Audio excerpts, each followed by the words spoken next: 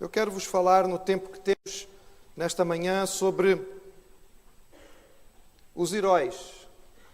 Heróis anónimos, heróis de quem ninguém falava. Mas personagens tão importantes porque a vida de todas as pessoas, de alguma forma, dependia deles. Poucas pessoas provavelmente reconheceriam o seu esforço ou dariam valor ao seu trabalho. Mas estes heróis de que eu estou a falar eram fundamentais num certo período da história para a sobrevivência das cidades. Eles estavam de pé na hora em que a maioria das pessoas dentro da cidade dormia. Eles tinham que ficar sofrendo, suportando aquilo que a natureza lhes desse, enfrentando a chuva, os ventos, o frio, até a neve, em qualquer circunstância. Nenhum tempo era impedimento para que eles se mantivessem no seu lugar. Por regra, tinham que trabalhar sozinhos, tinham que lutar contra a solidão, tinham que lutar contra o escuro, tinham que lutar contra o silêncio e contra o sono. Mantinham-se acima das cabeças de toda a cidade, pela manhã, quando o sol já raiava, quando tudo já estava claro, quando o medo já tinha passado, eles então davam a ordem final para que se abrissem as portas da cidade e seguiam para o seu descanso. Estes heróis sem fama de que falo eram os atalaias, os vigias, os sentinelas. No tempo em que as cidades eram muradas, e devemos lembrar que a nossa Lisboa também já foi murada em tempos, e as portas se fechavam ao anoitecer e se abriam só pela manhã, havia alguns homens que eram escolhidos para esta tarefa. Tinham que ser homens fortes, tinham que ser homens com boa saúde, tinham que ser homens resistentes, tinham que ser homens com bons olhos, com capacidade de concentração elevada, tinham que ser homens confiáveis. O seu trabalho era proteger a cidade. Se estes homens tivessem qualquer possibilidade de corrupção, a cidade facilmente podia cair, porque através de um sentinela desatento podia entrar o inimigo.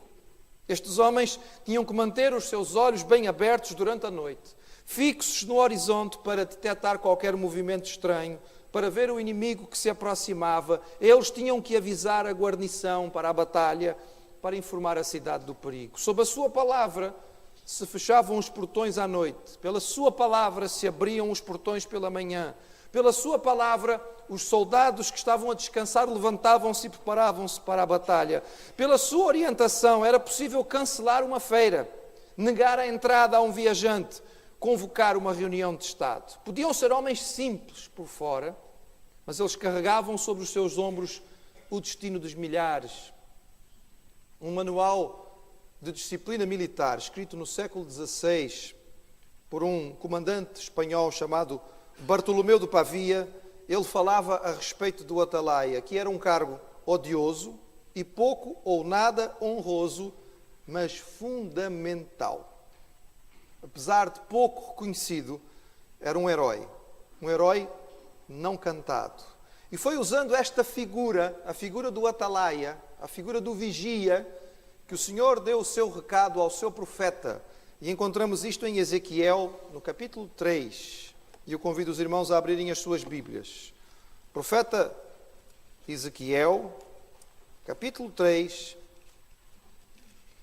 a partir do verso 15.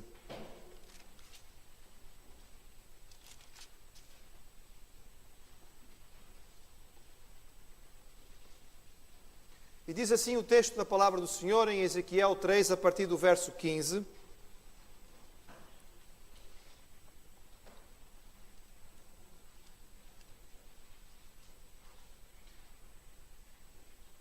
E vim aos do cativeiro, até Labib, aos que moravam junto ao rio Quebar, e eu morava onde eles moravam, e fiquei ali 7 dias, pasmado no meio deles.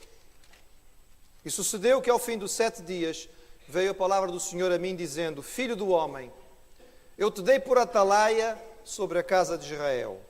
E tu da minha boca ouvirás a palavra e os avisarás da minha parte. Quando eu disser ao ímpio, certamente morrerás, não o avisando tu, não falando para avisar o ímpio acerca do seu caminho ímpio, para salvar a sua vida, aquele ímpio morrerá na sua maldade, mas o seu sangue da tua mão o requererei. Mas, se avisares o ímpio, e ele não se converter da sua impiedade e do seu caminho ímpio, ele morrerá na sua maldade, mas tu livraste a tua alma. Semelhantemente, quando o justo se desviar da sua justiça e fizer maldade, e o puser diante dele um tropeço, ele morrerá, porque não avisando tu, no seu pecado morrerá, e suas justiças que praticara não virão em memória, mas o seu sangue da tua mão requererei. Mas avisando tu o justo, para que o justo não peque e ele não pecar, certamente viverá, porque foi avisado, e tu livraste a tua alma. O profeta tinha tido uma visão da glória de Deus. A experiência que Ezequiel teve é simultaneamente marcante, mas também um pouco confusa para nós, difícil de perceber o que foi que aconteceu. Era a glória de Deus, não era uma coisa pequenina. Ele recebeu uma visão tão extraordinária que ficou profundamente abalado. E o Senhor, a certa altura, lhe estendeu a sua palavra em forma de livro e disse: come o livro. Come o livro. E depois desta experiência, que foi tão marcante, diz o texto, e Ezequiel dá testemunho, de que ele ficou em estado de choque durante 7 dias. É tão interessante isto, irmãos, este pormenor. Sabem porquê? Os irmãos que estão a estudar Ezequiel devem se lembrar que Ezequiel faz parte da família sacerdotal. Ele pertencia a uma família de sacerdotes. Também devem se lembrar que o livro começa dizendo que foi no 30º ano, ou seja, foi no ano em que Ezequiel fez 30 anos. E 30 anos era a idade em que os sacerdotes começavam a servir no templo. Mas ele não está no templo, ele nem sequer está na Terra Santa, ele está no exílio, na Babilônia. Mas na idade em que ele devia começar a servir ao Senhor no templo, e ele devia ser uma grande frustração para um sacerdote ser preparado para isto a vida inteira e depois chegar à idade e não poder servir no templo, apesar de estar tão longe, Deus o chama. Deus o chama. Dá-lhe uma visão. E durante 7 dias ele fica completamente em choque. E 7 dias, irmãos, era exatamente o tempo que os sacerdotes precisavam para se preparar espiritualmente para iniciar o seu trabalho no templo. Ezequiel tinha a idade certa e cumpre os 7 dias exatos, apesar de que ele está tão longe do templo, porque para Deus não existe limitação de espaço nem de local. E então, passados os 7 dias de preparação, a palavra do Senhor vem novamente a ele e lhe dá uma ideia, uma parábola, um entendimento de qual vai ser a sua função. E Deus diz: tu vais ser o atalaia, o vigia, o sentinela sobre a casa de Israel. Ele não é o único a receber este recado. Nós encontramos em Jeremias o profeta falando a respeito da função profética e ele diz: também pus atalaias sobre vós, dizendo: estai atentos ao som da trombeta. Mais tarde nós encontramos no profeta Oseias, que ele diz: o profeta junto ao meu Deus é a sentinela que vigia Efraim. E Abacuque, um contemporâneo de Ezequiel, também dizia do seu trabalho: ficarei no meu posto de sentinela e tomarei posição sobre a muralha e aguardarei para ver o que o Senhor me dirá e que resposta terei da minha queixa. Logo, esta figura, a figura do atalaia, era uma figura que servia para explicar a função do profeta. E ela é tão importante para nós, irmãos, porque a Igreja de Jesus hoje continua tendo esta função no mundo.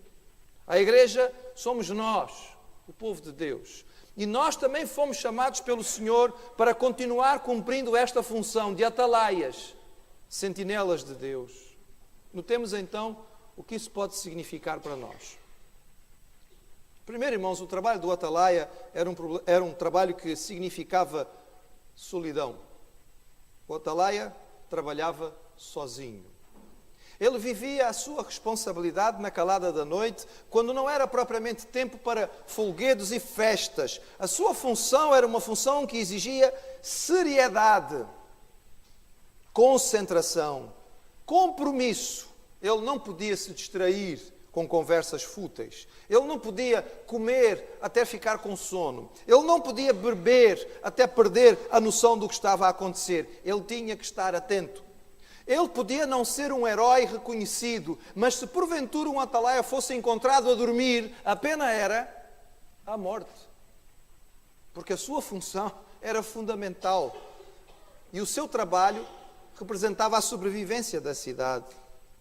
Da mesma maneira, irmãos, e de alguma forma, a Igreja foi chamada para esta função profética e isto representa muitas vezes a solidão da Igreja na sociedade. Nós não fomos chamados para fazer parte das maiorias. O Senhor Jesus disse claramente que havia 2 caminhos, um largo, espaçoso, e muita gente ia por ele. E ele disse, há um outro que é estreito, apertado, e pouca gente o escolhe. Nunca seremos a maioria, irmãos. Não podemos nos enganar em respeito disso. A palavra de Deus nos deixa muito claro. Nós não fomos chamados para participar de uma forma satisfeita dos folguedos e das alegrias da cultura vigente. Fomos chamados como vigias para caminhar muitas vezes numa posição bem mais elevada, de seriedade, de responsabilidade, atentos aos perigos, muitas vezes chamando a atenção. Pode não ser uma função fácil, mas foi dada à Igreja do Senhor.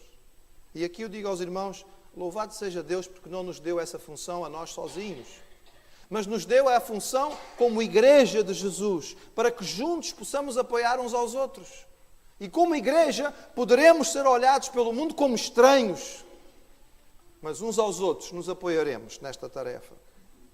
Mas ser atalaia tinha a ver essencialmente com ver e avisar. Eram estas as responsabilidades do atalaia. Ele fora chamado para guardar a cidade. A sua função era estar em cima dos muros e ele tinha que olhar para fora e tinha que olhar para dentro.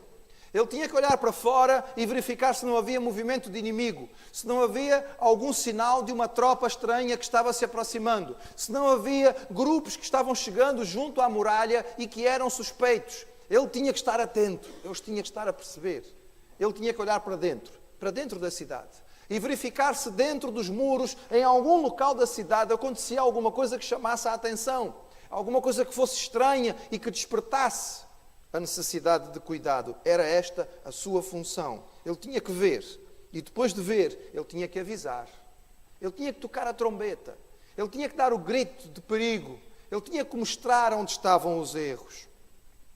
E o Senhor disse ao seu profeta que ele também tinha que ser atalaia. E como atalaia, ele tinha que estar atento para ver. Atento, sobretudo, para 2 coisas. Os perigos para o povo e a palavra de Deus. O profeta, como atalaia, devia identificar aquilo que podia trazer a destruição do povo do Senhor. A idolatria, a quebra da lei, as alianças com falsos deuses e reinos pagãos, a falta de justiça na terra, a miséria dos pobres, das viúvas, dos órfãos. Era a função do profeta do Senhor olhar para estas coisas e avisar o povo, isto não está bem, isto está errado.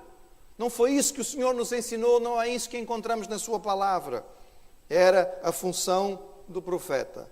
Além de olhar para os perigos que podiam vir ao povo, estar atento para perceber aonde Deus queria agir. Interpretar os acontecimentos e perceber as visões que Deus dava. Quantas vezes o povo estava sendo apertado, o Senhor estava mostrando aquilo que queria fazer e as pessoas não percebiam. Era a função do profeta dizer, estão a ver isto a acontecer, estão a perceber esta situação. É Deus falando connosco, é o Senhor querendo nos ajudar, estejamos atentos.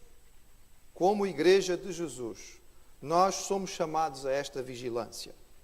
Nós temos que olhar à nossa volta e perceber a maldade que tantas vezes penetra na nossa cultura e que danifica a nossa sociedade. Perceber que isto afeta as vidas das pessoas e alertar para aquilo que está errado. Gritar ao mundo aquilo que está mal e as suas consequências. É por isso, irmãos, é por isso que como Igreja do Senhor aqui, nós temos tantas vezes denunciado aspectos como o aborto, a eutanásia, o crescimento desenfreado da homossexualidade, a destruição do casamento e da família, o abandono dos nossos idosos, a educação cada vez mais corrompida dos nossos filhos. É nossa responsabilidade como igreja falar sobre estas coisas. Nós não podemos nos calar e ficar quietinhos no nosso canto, porque um dia, mais cedo ou mais tarde, vai nos tocar a nós. E como atalaias do Senhor, somos chamados para dizer isto está errado. A nossa cultura, se continuar neste caminho, vai se degradar cada vez mais. Nós vamos acabar por pagar as consequências destas escolhas erradas que estamos a fazer. Como igreja, somos chamados a fazer isto. Mas como igreja, somos também a voz do Senhor para o nosso mundo e para o nosso tempo, para dizer às pessoas aonde está o certo.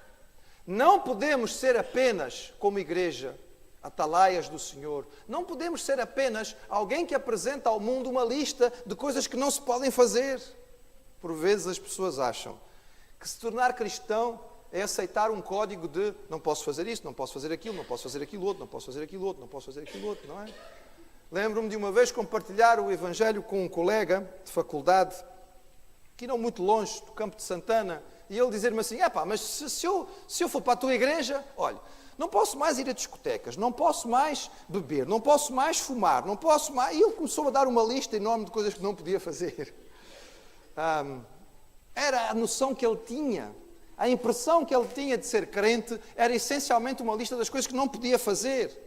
Mas, irmãos, como igreja, nós somos chamados a dizer ao mundo que nós não somos uma lista das coisas que nós não podemos fazer, mas uma lista das coisas que nós podemos usufruir, das coisas que nós podemos aproveitar.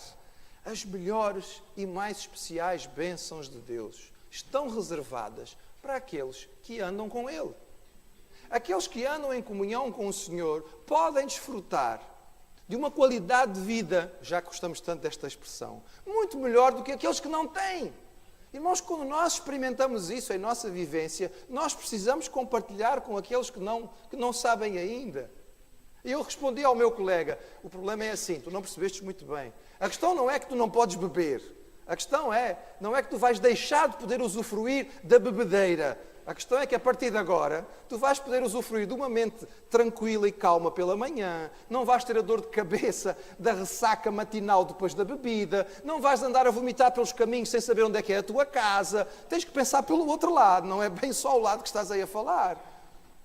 Mas nós às vezes esquecemos, mas como atalaias, somos chamados a fazer isto e a dizer ao mundo que a vida que nós encontramos em Jesus não é uma vida de proibições. Não temos uma regra quando entramos na igreja e os membros que vão ser batizados no próximo domingo não vão sair aqui da água do batismo e vamos entregar a eles uma lista das coisas que eles agora não podem mais fazer. Irmãos, eu sou pastor, não sou polícia. Não vou sair atrás deles para vigiar o que é que eles vão fazer e onde é que vão. O que nós temos que anunciar é que em Cristo há vida abundante. E nós temos experimentado isto. E aqueles que vão ser batizados vão ser, porque vieram aqui à frente dizer que têm experimentado nas suas vidas a ação de Deus de uma forma clara, como acabamos de ouvir no testemunho de uma adolescente. Mas a função do vigia tinha um limite. O texto diz claramente que a sua responsabilidade era falar, era avisar, mas ele não podia obrigar a ninguém. O vigia podia avisar que uma tropa inimiga vinha, mas os soldados que estavam dentro da cidade podiam simplesmente ignorar. O vigia podia dizer, não deixem entrar aquele indivíduo que ele tem um ar que não é correto, eu acho que este fulano é um espião que vai aqui entrar. Mas mesmo assim as pessoas na porta podiam abri-la da mesma maneira. O vigia podia tocar a trombeta e as pessoas virarem na sua cama e dizerem, não faças barulho que nós queremos descansar. Era possível. A sua função tinha um limite.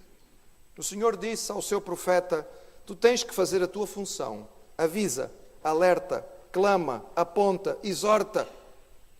Se tu não denunciares o pecado e o pecador morrer na sua falta, eu vou cobrar de ti. Porque era a tua responsabilidade de avisar. Agora, depois que tu avisaste, livraste a tua alma e podes estar tranquilo. Jeremias, Ezequiel, Oséias, foram profetas que viram a sua terra ser destruída apesar dos seus clamores. Eles não tiveram sucesso humano no seu trabalho. Jeremias gastou décadas dizendo ao povo, Jerusalém vai cair. E as pessoas riam na cara dele. Ele dizia, o templo vai ser destruído. E as pessoas, mas isto é o templo de Deus, isto vai lá cair. Então Deus mora aqui, nós estamos lá preocupados com isto. Mas o templo caiu, irmãos. E Jeremias estava lá quando caiu. E ele viu. E por isso ele escreveu o livro de Lamentações de Jeremias. Leiam, irmãos, para ver a tristeza do profeta que não foi ouvido. Mas a sua função estava cumprida. Quem convence da justiça, do pecado, do juízo, é o Senhor. Nós não entendemos porque é que uma pessoa ouve a mensagem e se arrepende e outra pessoa ouve a mensagem e simplesmente ri na nossa cara. É tão interessante, irmãos, porque nós não conseguimos discernir o coração humano. Eu conheço pessoas que quando tiveram um parente que ficou doente, principalmente se este parente era uma pessoa que tinha uma vida correta, honesta, etc., ou se, por exemplo, era cristão, estas pessoas fecharam o seu coração ao Evangelho e disseram, estás a ver? Era cristão e ficou doente na mesma. E morreu e sofreu, etc. e tal. Eu quero cá saber de Deus. E, no entretanto, irmãos, há pessoas que, diante da mesma situação, voltam-se para o Senhor. Nossa Martinha acabou de dar testemunho que foi no momento em que viu a dificuldade da doença do seu avô, que o seu coração foi tocado para se voltar para Deus. E nós não conseguimos entender, irmãos, porque nós não podemos entrar no coração de alguém. Recentemente conversava com um jovem da nossa igreja e ele falava-me da sua angústia comum em todos os que dermos testemunho. Dizia, mas eu fui lá, eu testemunhei, eu mostrei para aquela pessoa por A mais B que esta é a verdade e a pessoa está na cara, ela vê, mas... E eu disse a ele, pois é, bem-vindo à experiência do Atalaia, que avisa, que alerta, que chama, e as pessoas riem. Mas a nossa responsabilidade, irmãos, é responder. Eu não sei se já lhe aconteceu alguma vez estar num avião, talvez o irmão nunca tenha viajado de avião, mas talvez já tenha. E a certa altura faz-se uma informação pelo avião, já me aconteceu isso algumas vezes. E ouve-se a voz, não é para dar informação do voo, mas diz assim, se houver algum médico a bordo, por favor, apresente-se na cabine. Não sei se já lhe aconteceu de estar em algum voo isto acontecer. A mim já me aconteceu. Eu sou médico, irmãos. Eu não posso deixar de atender. Eu posso até não ter condições de fazer muito dentro do voo, de ajudar aquela pessoa ou não. Mas eu não posso ficar no meu lugar calado. Porque depois, se houver algo pior, e alguém descobrir que eu era médico e estava ali quietinho no meu canto simplesmente porque não me disponibilizei para ajudar, pode haver consequências. Nós somos a igreja do Senhor, chamados para ser atalaias. Mas eu quero terminar dizendo aos irmãos, não vamos olhar para isto apenas como um peso, mas vamos olhar como um privilégio. Que privilégio! Que recompensa! O Senhor nos achou dignos de sermos colocados nesta função. Não era qualquer um que podia ser atalaia, irmãos. Tinha que ser escolhido. Era gente capaz, era gente confiável, era gente incorruptível, que tinha o futuro da cidade nas mãos e era colocado naquela posição elevada. E o Senhor nos convocou para esta função, mesmo sem nós merecermos. Ele nos dá este privilégio e essa satisfação. E a recompensa é extraordinária quando nós temos a alegria de ser instrumentos nas mãos do Senhor. Para ajudar pessoas a entenderem aonde está o erro, para se voltarem para o Senhor. Quando nós temos a satisfação de verificar que vidas são transformadas e mudadas pela ação do Espírito Santo, não há nada que traga tanta alegria a um coração, irmãos, não há. Não há, irmãos. Do que nós, quando conhecemos ao Senhor Jesus e temos a alegria de levar alguém a conhecê-lo também. É a maior alegria que um crente tem. É a maior satisfação da sua vida. Enche o seu coração de uma forma que nada mais pode fazer. Porque esta é a maneira de nós engrandecermos e glorificarmos o nosso Deus. Atalaias. Vamos então vigiar. Que o Senhor nos livre de sermos apanhados a dormir. Vamos estar atentos ao que o Senhor diz. Vamos estar atentos ao que acontece à nossa volta. Vamos permitir que o Senhor nos use como seus vigias, aqueles que anunciam, e que a graça do Senhor possa fazer a diferença à nossa volta através da sua palavra. Amém.